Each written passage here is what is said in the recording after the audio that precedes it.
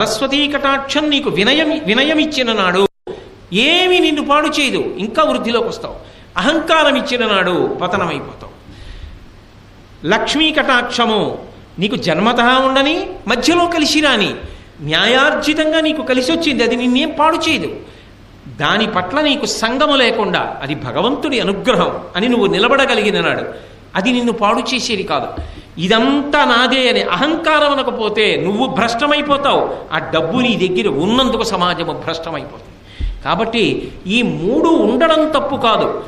పరిణితి లేని వాడి దగ్గర ఉండడం వల్ల వాడు పాడై మిగిలిన వాళ్ళని పాడు చేస్తాడు. అథవా మీరు తిప్పి ఆలోచించండి, ధృతరాష్ట్రుడైతే ఎలా అర్థం చేసుకోవాలి? అప్పుడు ఇవి ధర్మరాజు గారి దగ్గర ఉంటే ఏం చేశాయి? ఏం చేయలే. దుర్యోధనుడి దగ్గర ఉంటే ఏం చేస్తున్నాయి? సర్వనాశనం చేస్తున్నాయా?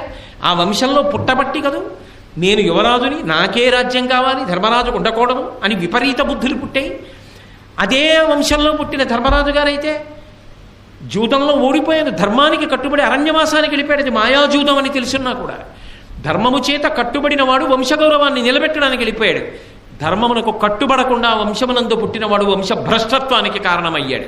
సరస్వతీ కటాక్షమున్న వ్యాసుడు లోకహితానికి పనికొచ్చాడు.